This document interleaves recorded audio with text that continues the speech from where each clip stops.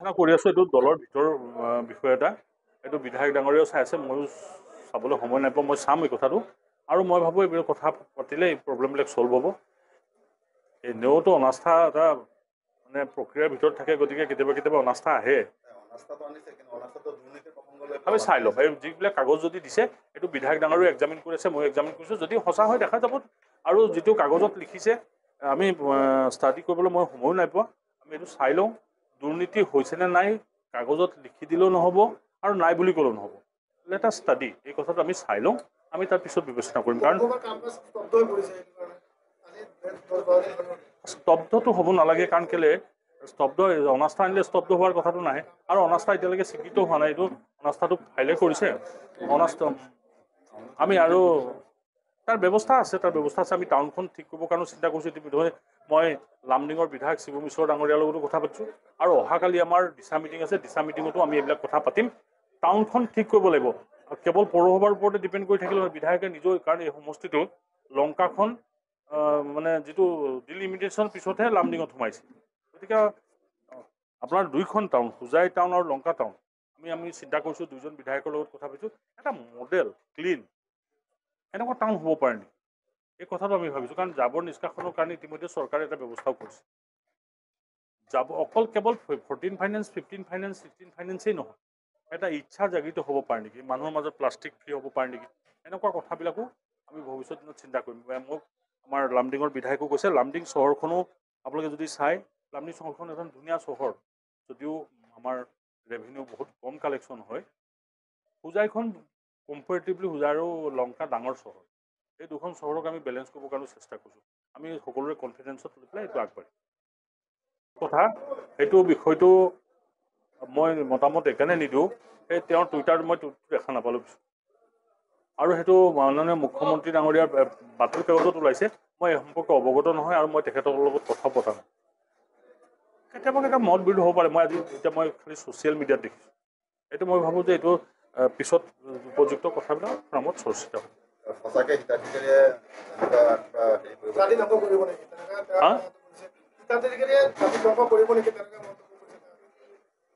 এইটো তেওঁৰ এইটো ব্যক্তিগত কথা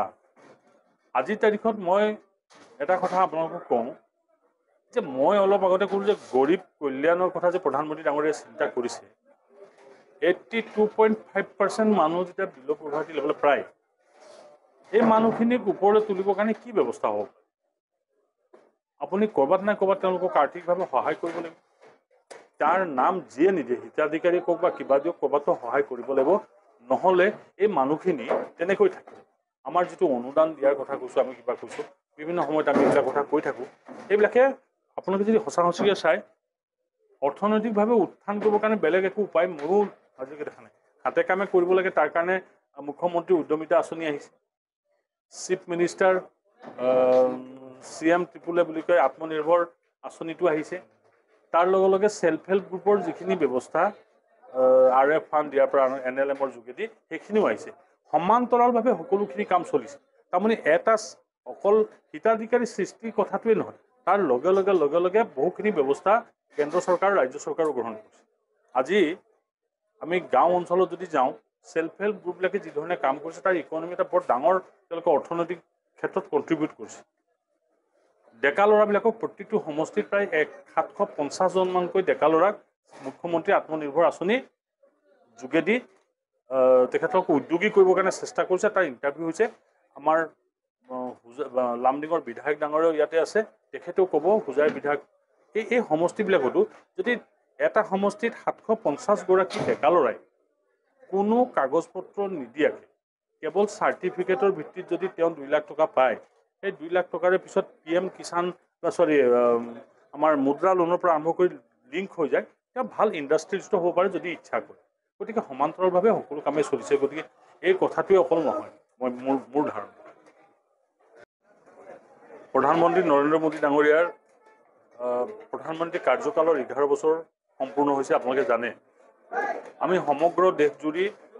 এই 11 বছৰীয়া কাৰ্যকালত তেখেতে যিখিনি ভাল কাম কৰিলে সেইখিনি ৰাইজৰ মাজত অৱগত কৰোৱাৰ কাৰণে ব্যৱস্থা কৰিছোঁ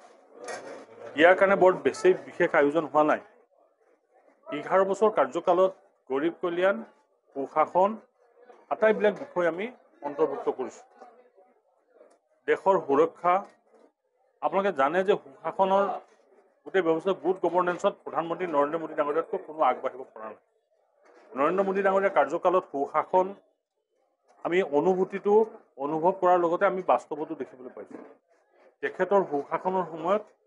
জনসাধাৰণে কোনো ধৰণৰ অসুবিধা ভোগ কৰা নাই আৰু জনসাধাৰণৰ ক্ষেত্ৰত তেখেতে যিবিলাক পদক্ষেপ গ্ৰহণ কৰিলে কেন্দ্ৰ চৰকাৰৰ নেতৃত্ব দি, সেইখিনিত আমাৰ একেবাৰে নিম্ন পৰ্যায়ত জনসাধাৰণো পালে। দুৰ্নীতিবিহীনভাৱে 11 বছৰ তেখেতে পাৰ কৰিলে আৰু আমি সুখী যে আমি তেখেতৰ তলত দেশখনক সুৰক্ষিত হিচাপে পাবৰ কাৰণে সক্ষম হৈছোঁ। নৰেন্দ্ৰ মোদী ডাঙৰীয়াৰ নেতৃত্বত ভাৰতবৰ্ষই সুৰক্ষিত অনুভৱ কৰিছে। ইয়াৰ পূৰ্বে যেতিয়া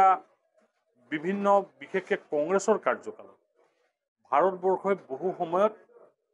বিদেশী শক্তিৰ ভাবুকিৰ সন্মুখীন হ'ব লগা হৈছিলে আৰু তাৰ উদাহৰণস্বৰূপে পিঅ'কে আপোনালোকে দেখিলে। এনেকুৱা বহু উদাহৰণ আছে য'ত নেকি ভাৰতীয় শক্তিয়ে কেতিয়াবা অত্যন্ত মানসিক শক্তি থাকিলেও ৰাজনৈতিক কাৰণত পিছ হুকিব লগা হৈছে। নৰেন্দ্ৰ মোদী ডাঙৰীয়াৰ কাৰ্যকালত এইখিনি হ'ব লগা হোৱা নাই আৰু ভাৰতীয় মানুহে, আমাৰ ভাৰতবৰ্ষৰ মানুহে এতিয়া সম্পূৰ্ণৰূপে সুৰক্ষিত অনুভৱ কৰে। গৰীব কল্যাণৰ কথা যদি আপোনালোকে চায়, এটা সময়ত কংগ্ৰেছে অন্ন বস্ত্ৰ বাসস্থান কিবা কিবি এনেকৈ ডাইলগ মাৰিছে, ৰুটি কাপড়া আৰু মাকান। ৰুটি কাপড়া আৰু মাকানৰ গোটেই ডাইলগটো পিছলৈ একেবাৰে তেওঁলোকে দুৰ্নীতিত শেষ কৰি দিলে আৰু দেখা গ'ল ভাৰতবৰ্ষৰ প্ৰায় 82% বেছি মানুহ দৰিদ্ৰ হিচাপে থাকি গ'ল। যেতিয়া BPL হিচাপ আহে তেতিয়া 82.5% কথাটো আহে।